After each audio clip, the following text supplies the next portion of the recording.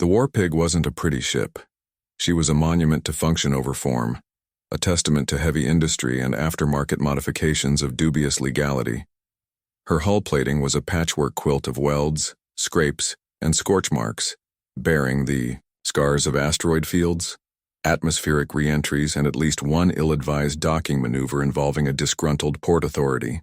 Deep within her metallic guts, the old iron FTL drive, a relic Kale swore was powered by coal and spite, thrummed with a beat a K'thir engineer would have deemed seismically hazardous.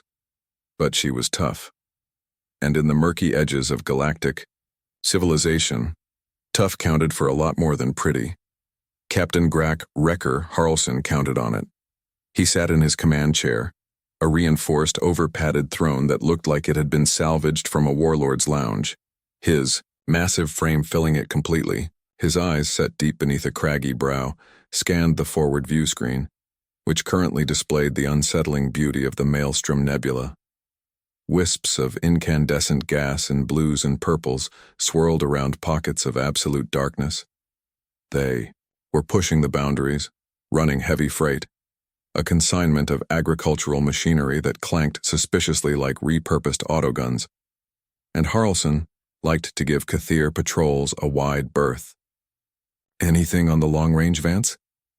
Harlson's voice was a low rumble like rocks grinding together. Ursa Breaker Vance, the War Pig's tactical officer, leaned forward, her face illuminated by the green glow of her console. She was a stark contrast to Harlson, lean, coiled energy where he was brute mass, but her eyes held a similar unwavering focus.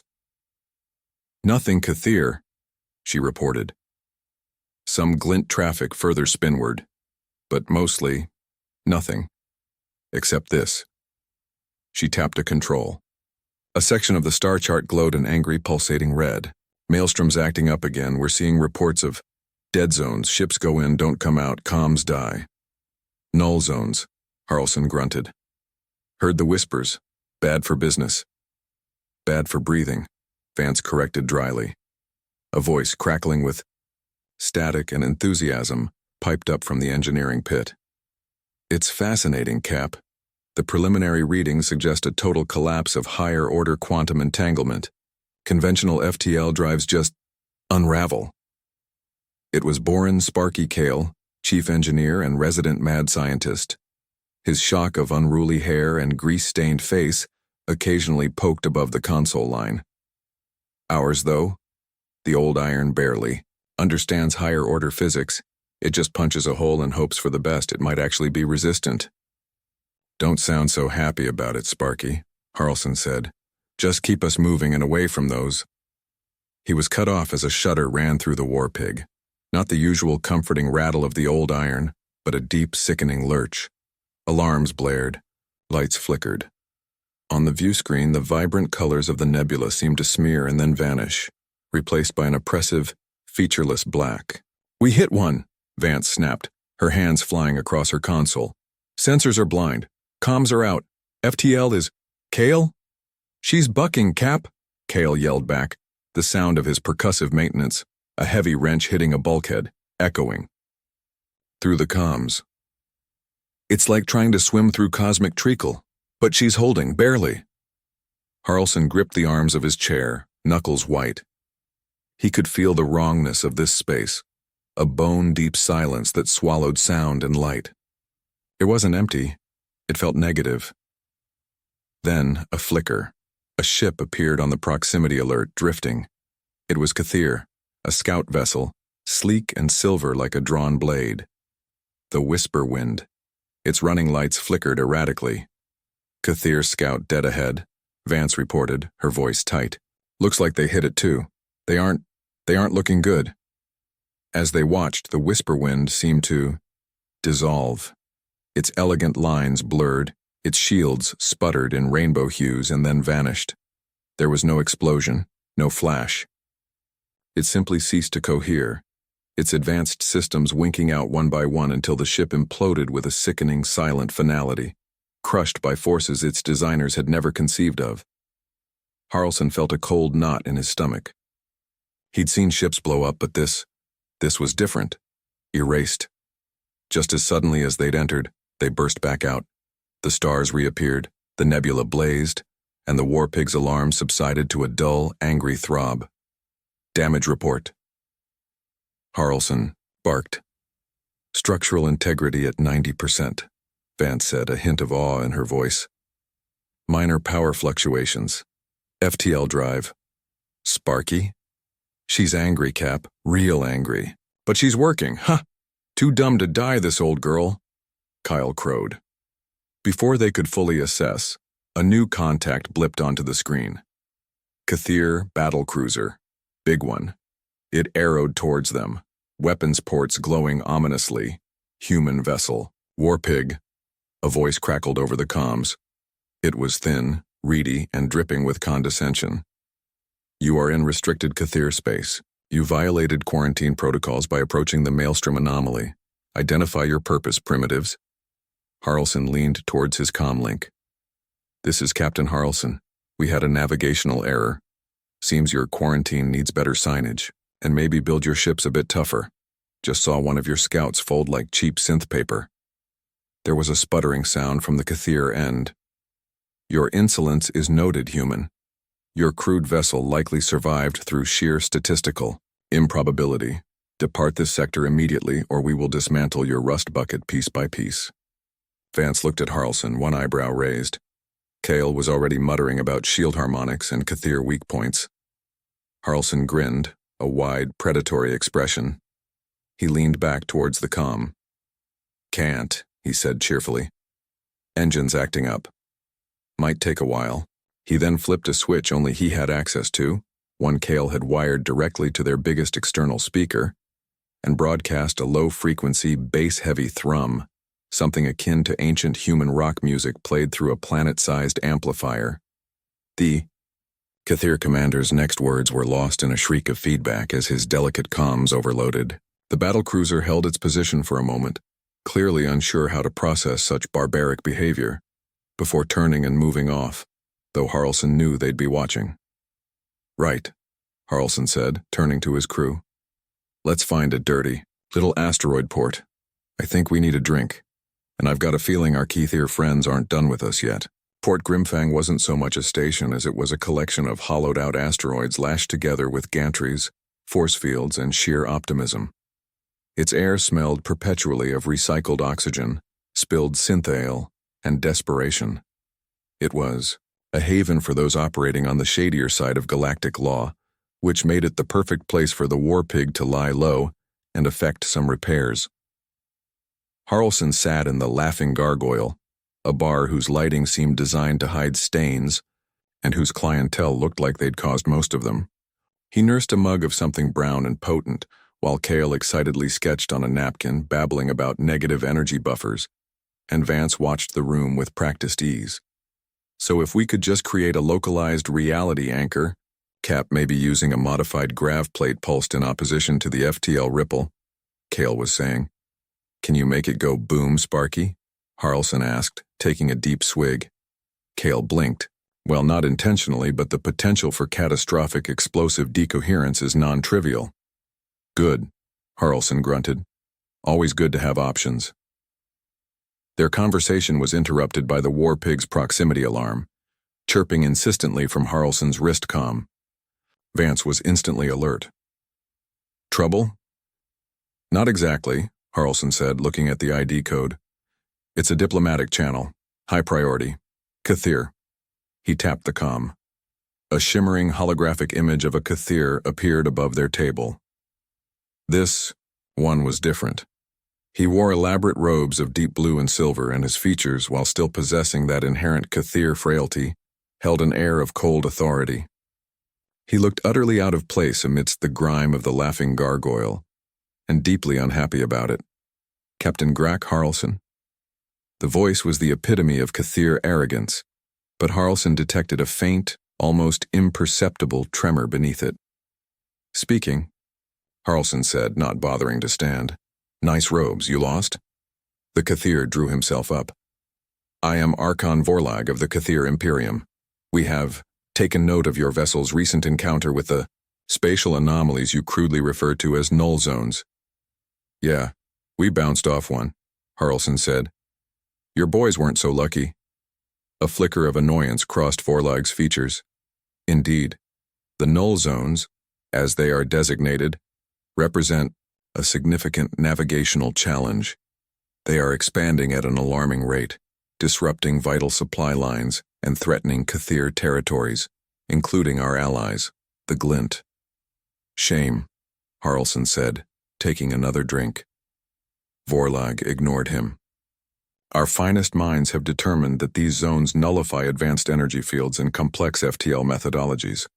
Simpler, more robust, and systems seem to display a higher than expected resistance. Your ship, the Warpig, is a prime example of this phenomenon. Kale beamed. See, Cap? Told you crude was good? Vorlag visibly winced. While your survival was likely an anomaly, your vessel's demonstrated resilience, however inexplicable, presents a unique opportunity. The K'thir Imperium, in its magnanimity, wishes to extend a contract to you, Captain Harlson. Harlson raised an eyebrow. Contract? Yes. We require a vessel to penetrate these zones to chart their depths and, if possible, ascertain a method of safe passage. Your unique qualifications make you a candidate. Naturally, the risks are considerable, but the reward will be adequate. Harlson leaned back, a slow, dangerous grin spreading across his face. He'd smelled desperation the moment the hologram flickered on. Adequate, huh? You K'thir come knocking on my door after your fancy ships go pop, asking my primitive crew to fly into the galactic equivalent of a black hole's garbage disposal, and you offer adequate? He laughed, a booming sound that made nearby patrons jump. Archon, you must think we're as dumb as we look. Vorlag's composure finally cracked. This is a generous offer, human. An opportunity for your fledgling species to contribute something, anything of value to the galactic community. Here's my counteroffer, Harlson said, leaning forward, his grin gone. Triple whatever adequate means, paid up front in refined heavy metals and weapon-grade isotopes. Full salvage rights on any vessel or tech we find in those zones, no questions asked. And I want a complete set of schematics for your latest sensor suites and shield generators.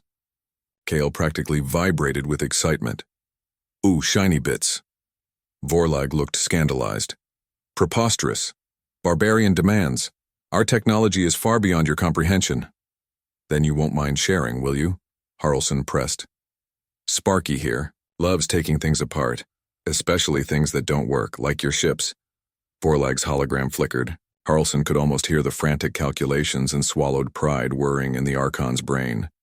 The K'thir were logical, but logic dictated that when your only option was a barbarian, you paid the barbarian's price. The material compensation is considerable but perhaps manageable, Vorlag stammered. Salvage rights, within reason. But our core technology schematics, that is difficult. Non-negotiable, Harlson said flatly. Take it or leave it. We've got agricultural machinery to deliver. Vance quietly tapped her console, bringing up a map showing the encroaching Null Zones cutting off Xylos, a major K'thir industrial world. She gave Harlson a subtle nod. He knew they had him. Vorlag stared, his thin lips pressed into a white line. Finally, he bowed his head, a gesture of profound reluctance. The Imperium accepts your terms, Captain Harlson.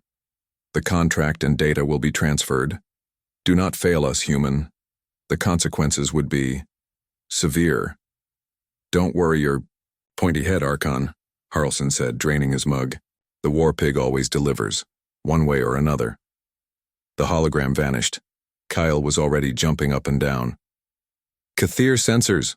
Oh, the things I can do, the things I can break. Vance allowed a small smile. That went better than expected. He really is desperate.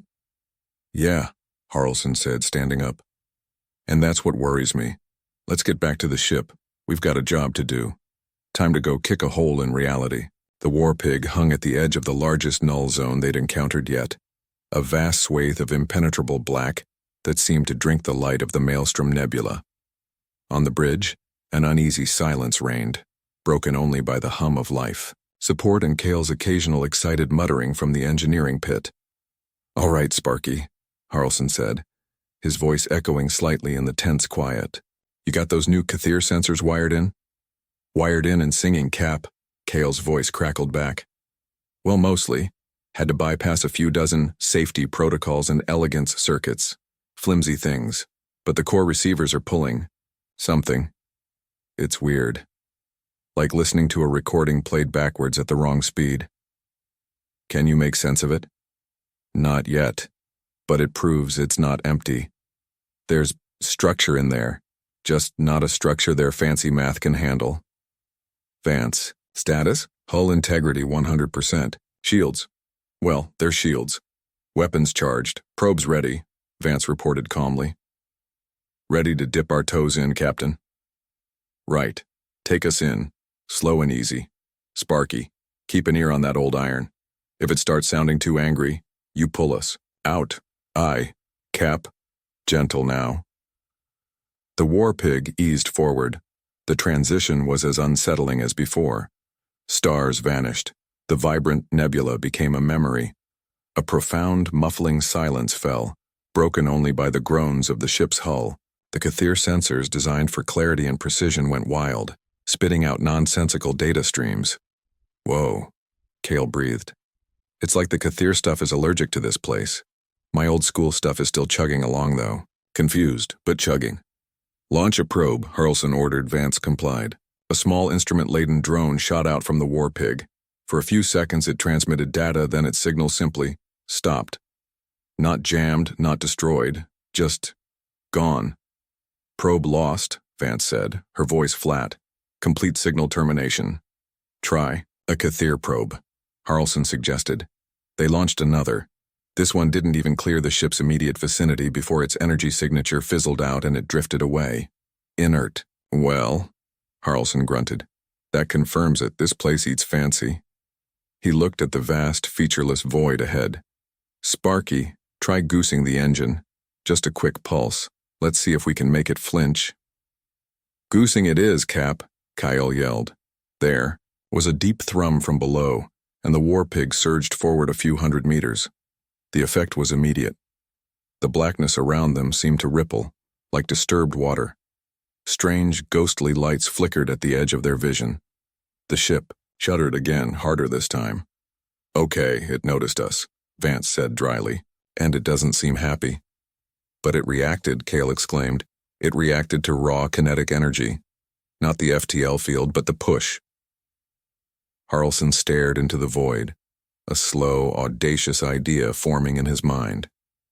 He remembered his granddad, an asteroid, miner back in the Sol system, talking about fracture mechanics. How sometimes you didn't need a laser, you just needed a big rock and a well-placed charge. "Sparky, Vance," he said slowly. "Remember those old deep core penetrator charges we picked up back on Tartarus Prime? The ones they use for busting planetoids?" Vance blinked. "The kinetic impactors?" "Sir, those are basically giant metal slugs with shaped charges strapped to them. They're crude." "Exactly." Harlson grinned. "And this place hates fancy. Sparky, can you rig one, modify it? We don't need it to dig, we need it to make a bang. A big directional bang. We're not going to try and sneak through this stuff, we're going to punch a hole." Kale's voice went up an octave. "You mean, like, hitting reality with a hammer, Cap? A really, really big hammer? That's the idea." "Oh, I like it!" Kale shrieked with glee. "It's insane. It's dangerous. It violates at least 17 interstellar treaties on spatial disruption. Give me 30 minutes. 30 minutes later, a modified kinetic penetrator, now nicknamed the Kinetic Hammer, sat in the war pig's forward cargo bay, its snout pointing outwards. It looked even uglier than before, bristling with extra plasma conduits and stabilization fins welded on by Kale. "All right," Harlson said, his voice tight. "Vance, launch it. Give it a 5-second lead, then detonate. Kale, be ready to push us through whatever wake it makes. Everyone. Hold on to something." With a clunk and a hiss, the hammer launched. It shot forward into the blackness, a dumb hunk of metal flying blind. 5 seconds felt like an eternity. Detonating, Vance announced. There was no sound, but the war pig was violently thrown. Even through the inertial dampeners, the crew felt like they'd been hit by a freight train. On the view screen, reality tore. A blinding flash of white light erupted where the hammer had been, followed by a shockwave that wasn't energy or light, but a crack in the very fabric of the Null Zone. For a fleeting moment, a tunnel appeared. A corridor of roiling, unstable space where the stars beyond were briefly visible. "Now, Kale, push!" Harlson roared. Kale slammed the throttles forward. The old iron screamed in protest, but it engaged. The war pig surged into the chaotic wake, bucking and twisting like a wild animal. Bulkheads groaned, sparks flew, and alarms wailed. It was like riding an avalanche down a mountain made of broken glass. Then, just as quickly as it started, it was over. They shot out of the ripple and back into the relative calm of the Null Zone. They were several thousand kilometers further in, deeper than any K'thir ship had ever gone and survived. The tunnel behind them collapsed back into featureless black. "Report!" Harlson gasped, catching his breath. We made it," Vance said, her voice shaky but steady. "We punched through. It was violent, unstable, short-lived, but it worked." "Ha! Yes," Kyle screamed. "We hit it. We hit space with a big stick and it moved. Record everything. Get the sensor logs. The K'thir are not going to believe this." "Oh, they'll believe it," Harlson said, a grim smile on his face. "But they're not going to like it. Send them the data. Let's see what the pointy heads make of percussive navigation." Transmitting data from inside a null zone was impossible.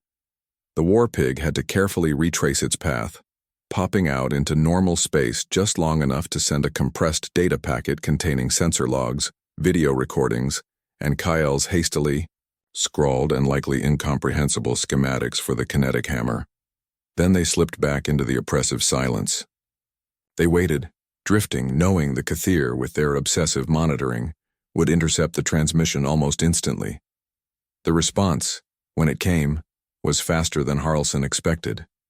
It wasn't a general broadcast, but a direct, Priority 1, comms request, routed through a K'thir heavy cruiser loitering just outside the zone's edge. Harlson patched it through to the main screen. Archon Vorlag's hologram reappeared. If he'd looked stressed before, he now looked positively apoplectic. His usually immaculate robes were slightly askew, and his pale face was flushed with a color Harlson suspected was pure, unadulterated outrage. He wasn't alone.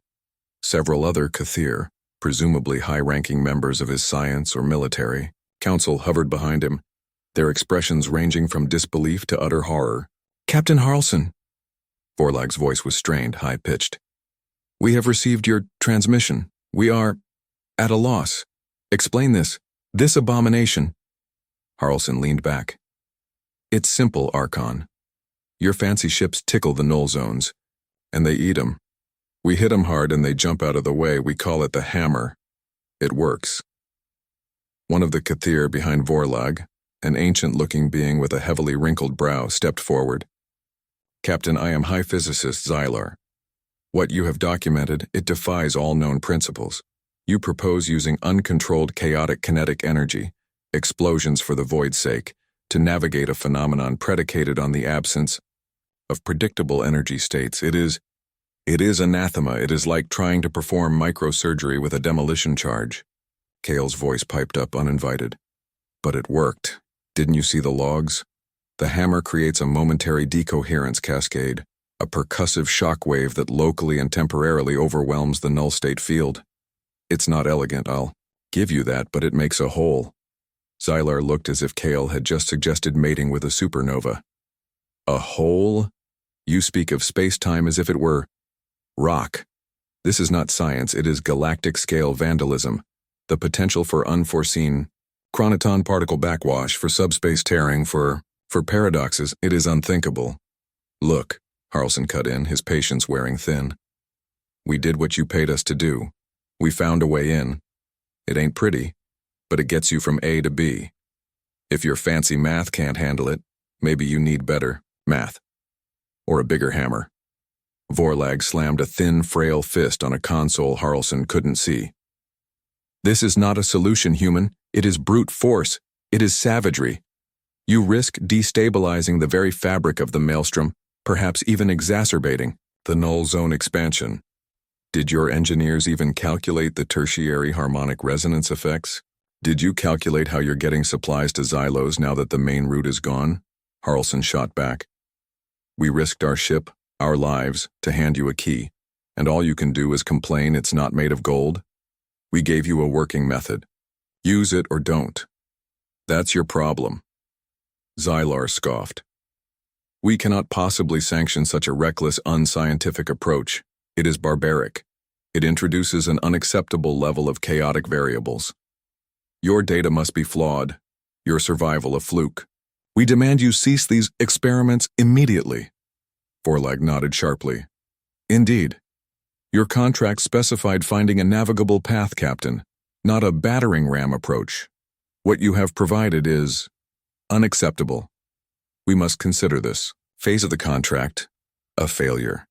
We strongly advise you to withdraw before you cause irreparable damage or more likely destroy yourselves. The unspoken threat hung heavy in the air. We won't help you and we might just blame you for everything. Harlson felt a slow burn start in his chest. Failure? After they'd done the impossible? After they'd handed the K'thir the one thing they couldn't achieve themselves? The sheer unmitigated arrogance was breathtaking. He saw the same anger reflected in Vance's tightened jaw, and heard it in the sudden, ominous silence from the engineering pit. A failure. Harlson repeated slowly, his voice dropping to a dangerous growl. You sit there, safe on your shiny cruiser, while we're out here dodging reality eaters, and you call our success a failure because it offends your delicate sensibilities? He leaned forward, his eyes locking onto Vorlag's holographic ones. You know what, Archon? You're right. Maybe it is barbaric. He cut the transmission, plunging the bridge back into its dim, internal light. The silence stretched, thick with fury. Unacceptable, Kale finally choked out. Barbariac? They insulted the hammer. Vance looked at Harlson. What's the plan, Captain? Harlson stared at the blackness on the screen. The K'thir thought they were dumb brutes. They thought they were savages who'd gotten lucky. They thought they could dismiss them, insult them, and sweep them under the rug. He felt a very human, very orc-like surge of pure, unadulterated defiance. They think that was barbaric? Harlson said, a slow, terrifying grin spreading across his face. They ain't seen barbaric yet. Sparky, how many of those hammers can we build? Kyle's eyes lit up with maniacal glee. With what we got. Maybe 5 or 6, Cap? Not good enough, Harlson declared. Break down everything we don't absolutely need for life support or the drive. I want every spare plate, every chunk of cargo, every damn coffee maker turned into a kinetic hammer. Vance plot us a course. Straight through the eye of the maelstrom. Destination Xylos. We're gonna show the K'thir what unacceptable really looks like. The warpig transformed. No longer just a hauler, she became a workshop of controlled chaos. Under Kale's manic direction, crew members, a motley collection of tough-as-nails humans who'd signed on for danger and profit, swarmed through the cargo bays. Welding torches flared, plasma cutters shrieked, and the percussive clang of hammers echoed through the decks. They tore apart non-essential bulkheads. They cannibalized backup systems. The agricultural machinery was quickly repurposed into heavy casings. Kale, a whirlwind of grease and frayed wires, moved among them, modifying plasma injectors, jury-rigging guidance thrusters, and humming tunes that sounded suspiciously like war chants. More power, he'd yell. We need more kick. Think of it, like a drum solo but for space-time. Harlson watched the controlled frenzy from the bridge, a grim satisfaction settling over him. He knew this was insane. It was pushing the ship, the crew, and the very laws of physics far beyond any reasonable limit.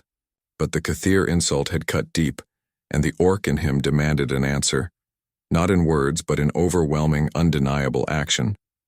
Vance, meanwhile, sat at her station, her face a mask of concentration. She plotted the course, a terrifyingly direct line through the most intense region of the maelstrom, the eye. a place K'thir charts marked with skulls and dire warnings. It was the only way to reach Xylos quickly, the K'thir industrial heartland now teetering on the brink, cut off by the largest Null Zone. This hammerfall sequence Kale cooked up, Vance said, turning to Harlson. It's audacious. Audacious is Sparky's middle name, Harlson grunted. He's proposing a rhythm, Vance explained, pointing at a complex timing chart on her screen. Not just one big punch, but a series of 23 coordinated detonations. Hammer 1 clears the initial layer, Hammer 2 punches deeper, just as the wake from 1 starts to collapse. Hammer 3 follows, and so on. It's supposed to create a sustained, albeit highly unstable, wake tunnel for us to ride. Supposed to, Harlson echoed. What are the risks? Vance didn't sugarcoat it. If Kale's timing is off by a microsecond, we could hit a collapsing wake and get torn apart. If one hammer misfires, the chain breaks and we're stranded. If the cumulative resonance destabilizes the zone too much, well, Xylar might get his paradoxes after all. And the G-forces, the structural stress. It'll be brutal, sir. We'll be lucky to come out with the hull intact. But can it work? Vance paused, then gave a sharp nod. The math, as barbaric as it is, holds up, theoretically. It's like skipping a stone across a pond if the stone was a starship and the pond wanted to eat you. Good enough, Harlson declared. Load 'em up. He addressed the crew over the ship-wide comm. All right, you scurvy dogs. You heard the K'thir. They think we're jokes. They think our solution is savagery. They think we got lucky. Well, we're about to show them what real human savagery, real human luck, and a whole lot of human explosives can do. We're going through the eye, we're going to Xylos. It's going to be rough, it's going to be loud, and it's going to be dangerous as all hell. Anyone want off? Now's the time. Silence. Then, a ragged cheer erupted from the cargo bay, echoing through the comms. Kale's voice cut through it all. Let's make some noise. Harlson grinned. His crew, loyal, crazy, tough, true Space Orcs. As the last hammer was loaded, 23 ugly, brutally functional cylinders of metal and plasma, Harlson ordered Vance to make a broadcast. Not a secure K'thir channel, but an open, wide-beam transmission aimed right at the K'thir fleet and anyone else listening. To Archon Vorlag and the K'thir High Council, Harlson's voice boomed, stripped of any pretense of diplomacy. You rejected our hammer. You called it barbaric. You said it was unacceptable. So we built more. We're taking the war pig through the eye of the maelstrom, direct to Xylos. We suggest you watch closely. This is lesson 1 in primitive engineering. We call it cranking it to 11.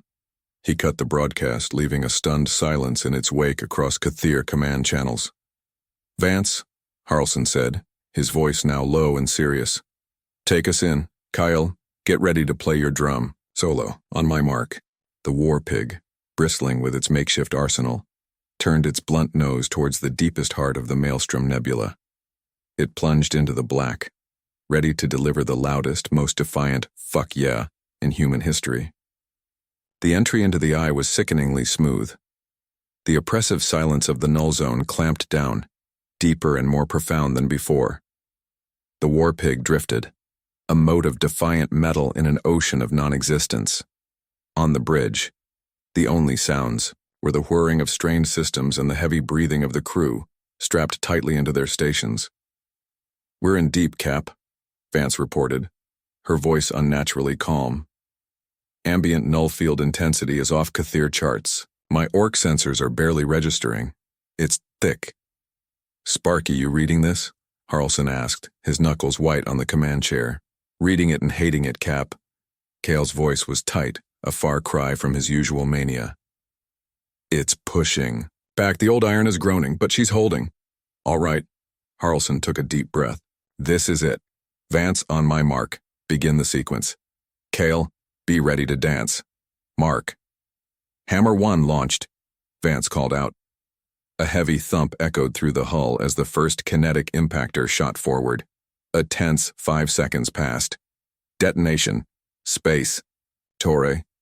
Even with no sound, the impact was visceral. The warpig lurched violently. A brief, jagged corridor of fractured reality appeared ahead. Hammer 2, away. Go, Kale, go. Engaging, Kale screamed. The warpig surged forward, plunging into the chaotic wake. It was like being thrown into a cosmic washing machine filled with boulders. Alarms shrieked. Red lights flashed across every console. Hammer 2 detonating. Hammer 3 launched, Vance called, her voice steady despite the violent G-forces, plastering her into her seat.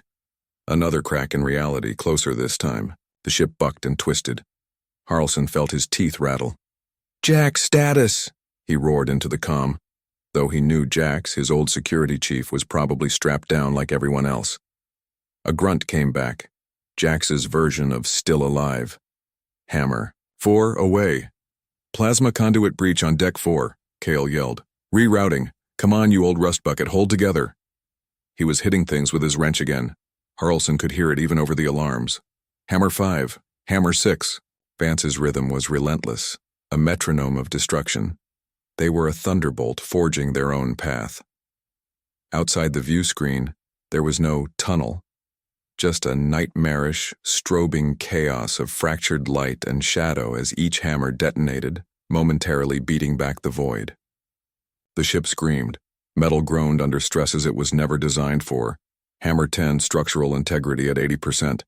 Hammer 12, inertial dampeners fluctuating. Hammer 15, FTL core temperature spiking, Kale shouted. She's gonna blow if we keep this up. Keep it up, Harlson bellowed. We don't stop, Vance. Hammer 16, 17. Her knuckles were white, her eyes glued to the timing sequence. They were deep inside now, a place no K'thir had ever dreamed of reaching. They were riding a wave of pure, unadulterated violence, a controlled explosion tearing through the silence. Harlson could feel the immense pressure of the Null Zone trying to crush them, to erase them. But the relentless thump, thump, thump of the hammers kept it at bay. It was a battle of brute force against absolute nothingness. And somehow, the Orcs were winning. Hammer 20, we're almost through. I can almost sense K'thir space, Kale yelled, a note of triumph creeping back into his voice. Hammer 21, a massive jolt threw Harlson against his straps. The main screen went dark. Lost main power, Kale shouted. Switching to emergency. Come on, baby, come on. Hammer 22, it's the last push. Vance's voice was raw. The warpig lurched one last time, a bone-jarring impact that felt like hitting a solid wall. Then, silence. A different silence. The alarms died. Emergency lights flickered on. And on the reactivated view screen, stars blazed. Not the angry maelstrom, but the orderly, familiar stars of K'thir territory. And directly ahead, massive and vulnerable, hung the planet Xylos, surrounded by a fleet of K'thir warships, frozen in stunned disbelief. The warpig hung there, battered, smoking, scarred, but undeniably there. It looked like something dragged up from the bottom of a junkyard and thrown through hell, which, Harlson reflected, wasn't far from the truth. He wiped sweat and a trickle of blood from his forehead. Vance, he rasped. Damage report. Barely holding together, sir, she reported, a tired grin touching her lips. Multiple hull breaches, main power is shot, FTL is... Kyle? She needs a long nap and a lot of hammering, Kyle coughed. But we made it, Cap, we made it. Harlson nodded. He looked at the K'thir fleet, hanging there like silver toys. He keyed the open comms channel, his voice raw and amplified. K'thir Command, this is Captain Harlson of the Warpig. Paths open. Try to keep up. The silence that followed Harlson's broadcast was profound.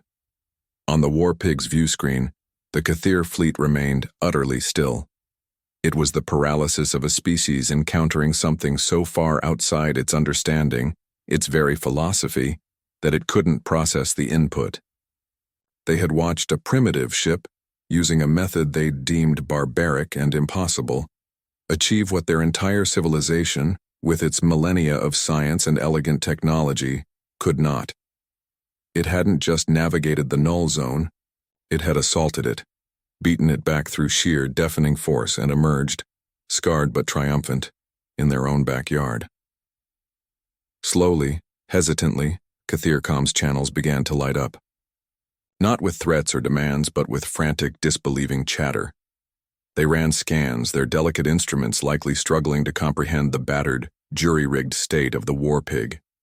They scanned the wake, the fading, chaotic remnants of the Hammerfall sequence, a scar torn across the face of the Null Zone. Then a single K'thir cruiser detached itself from the main fleet and approached the war pig with palpable caution, its weapons pointedly unpowered. A priority channel opened. Archon Vorlag's hologram appeared once more. He looked diminished. The arrogance was gone, replaced by a deep, unsettling weariness. The flush of outrage had faded, leaving behind an ashen-faced K'thir who seemed to have aged decades in the past few hours.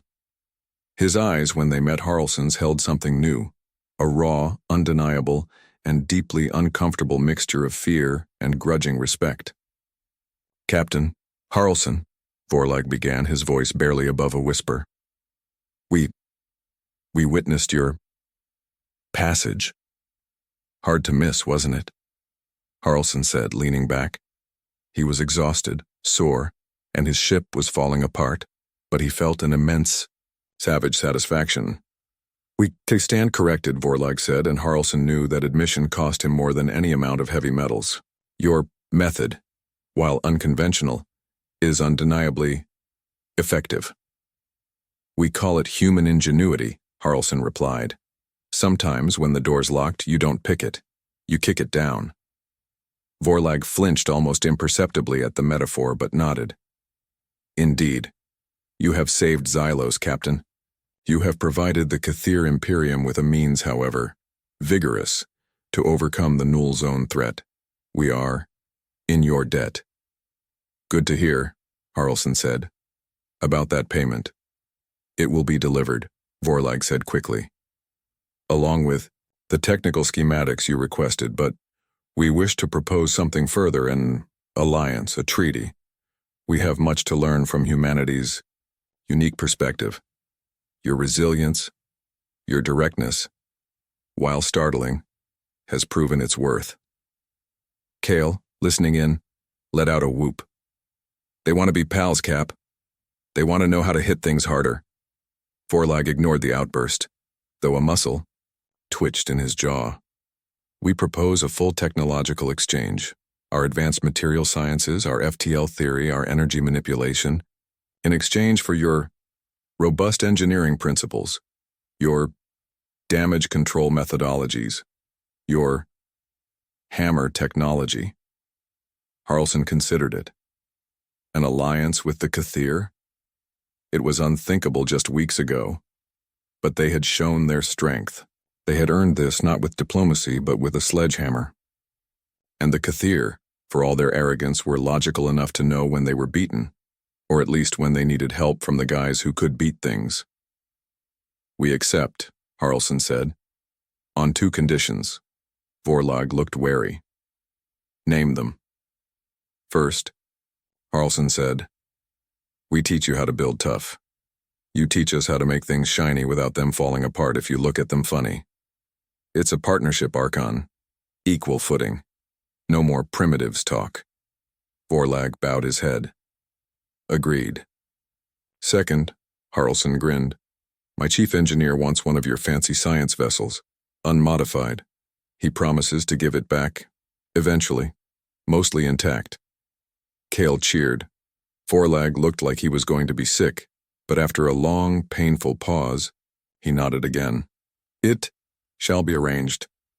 "Good," Harlson said. "Now if you'll excuse us, my crew earned a hell of a shore leave, and my ship needs about a ton of duct tape and some serious hammering. Send the shiny bits to Port Grimfang. We'll be in touch."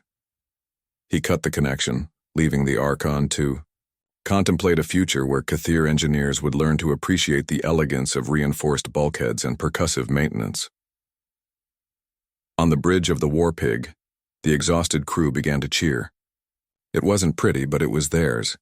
They'd faced the unknown, stared down the superior race, and bludgeoned reality into submission. "Set a course for Grimfang, Vance," Harlson ordered, a weary but proud smile on his face. Tell Sparky not to break his new toy before we get paid. As the battered war pig, a legend now etched in K'thir nightmares and human history, slowly turned and limped towards the nearest asteroid port, it left behind a fundamentally changed galaxy, one that had learned the hard way that underestimating the space orcs known as humans was a very, very bad idea, especially when they had hammers.